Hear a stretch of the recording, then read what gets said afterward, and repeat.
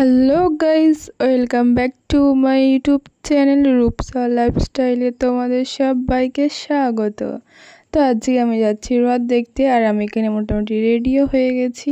তো চলো যাওয়া যাক। আর এখানে দেখো, রাস্তাতে দেখো প্রচণ্ড লোকজন যাওয়া আসা করছে, মানে প্রচণ্ড ভিড় হবে তার মানে মেলাতে।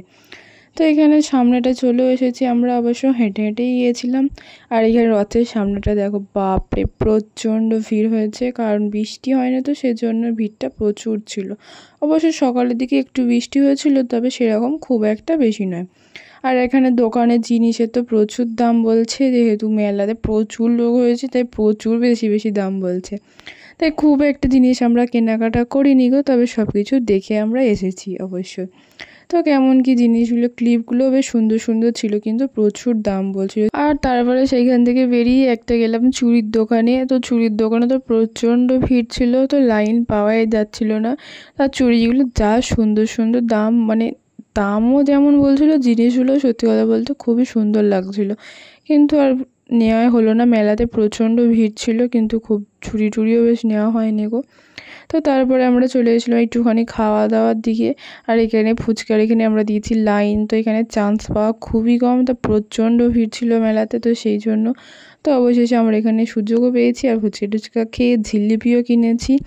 আর তারপরে আমরা এখানে পাঁপড় ভাজা কিনে কিছুক্ষণ ওখানে দাঁড়িয়ে দাঁড়িয়ে খেয়ে গল্প টল্প করে তারপরে আমরা এসেছি। আর আমরা মেলা থেকে বেরিয়ে পুরো একটা সাইডে এসে দাঁড়িয়ে আছি, ভিড় এত ভিড়, আমরা খাচ্ছি গোঁত্তা, ও সে এসে গোঁত্তা মেরে দিয়ে চলে গেছে। তাই আমরা একটা সাইডে দাঁড়িয়ে দাঁড়িয়ে খাচ্ছিলাম পাঁপড় ভাজা। আর দাঁড়িয়ে দাঁড়িয়ে পাঁপড় ভাজা খেতে খেতে আমার মায়ের চোখ গেছে এখানে আম বিক্রি হচ্ছে, তাই আবার ভিড়ের ঠেলে আবার গেলাম আমের দেখতে। তো এখানে বাজারেও যা দাম এখানেও তাই দাম বলছিল। আর এখানে ফুলদানিগুলো সত্যি বলতে দারুণ লাগছিল, 50 টাকা 30 টাকা করে দাম ছিল, এমন খুব একটা বেশি দাম নয় অবশ্য।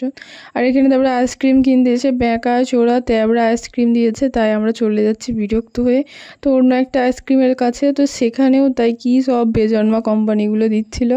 তো যাই হোক, তারপরে সেই সবে আইসক্রিম কিনে নিয়ে তারপরে আমরা খেয়ে চলে এলাম বাড়ি। তো যাই হোক, ভিডিওটা এই পর্যন্ত, ভালো লাগলে অবশ্যই পাশে থাকবে। আজকের মতো বাই।